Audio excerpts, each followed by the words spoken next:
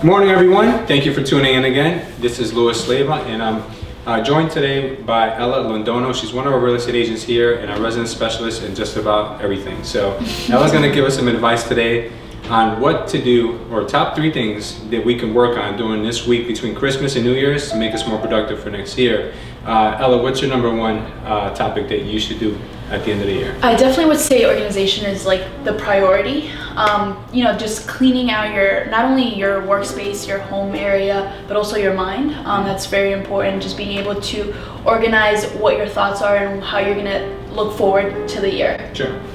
Yeah, I believe that even if you think about it psychologically, if you clean out your closet and get rid of everything that you haven't used within the last year, it makes you feel just like renewed, almost like liberated, right? And the same principle applies to your desk, your email, your car, like anything in your office or anything that you come in contact with every day. It actually gives you more, clearness of thought. Clearness of thought, yeah. There's been times where I said, okay, today I'm going to the office and I'm not going to do a single thing until I get everything off of my desk and everything out of my drawers, and then I'm going to start working, because it feels like, okay, now I can focus on what's really at hand.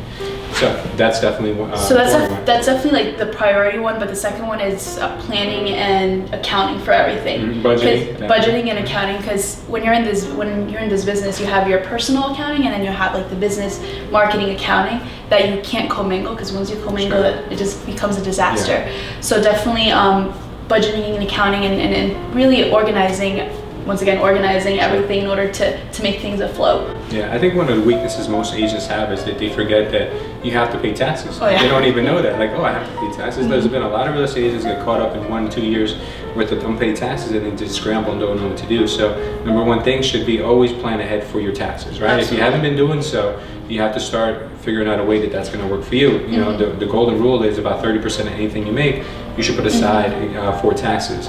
Then as well, you should also figure out how much are you actually making, because a lot of real estate agents are throwing money at the business, throwing money at marketing, and they don't know really how much it is that they're making. So I'm going to share with you guys in this video a spreadsheet that you can utilize to calculate all your income and expenses, and then it'll show you net profit, or what you're actually making at the end of every month after you figure out what your average close rate is.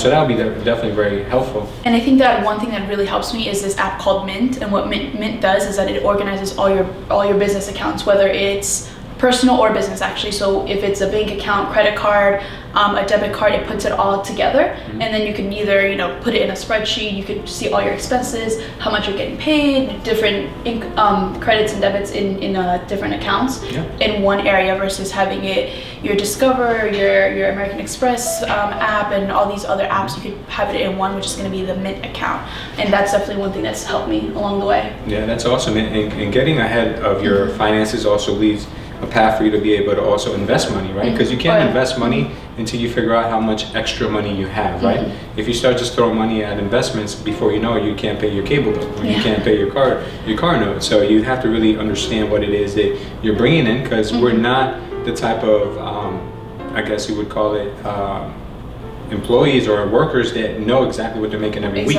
It's always an off week, or it's a good week, or it's a bad month, or it's a great month. So we have to average out, and we also have to keep track of what we make throughout the year. So keep a steady, I would say maybe call it a spreadsheet, or keep in your calendar what you made at the end of every month. That way, come next year, you know that these are your slow months. So if they're your slow months, you got to go twice as hard the month before or 2 months before, because you know that you're going to have a dip in your income. So that'll help you stabilize your income for the following year. And that should definitely help everybody out towards the end of the year. What else you got for us? The last one I would say is definitely goal setting for the coming year.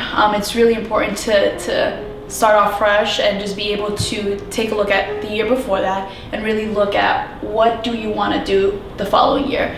Tracking numbers, seeing where you want to spend your time with your family, spirituality, and really understanding what your goal is for 2018. Correct. So this coming year. Yeah, that's definitely a great thing to focus on. But my suggestion would be to have that big goal for the year, to break it down into increments of weekly and monthly activities, and I guess you can call it almost like checkpoints that you need to get to in order to reach that big number, or that big accomplishment at the end of the year. Build it into your calendar, like we've done. Build it into your calendar where it becomes a routine.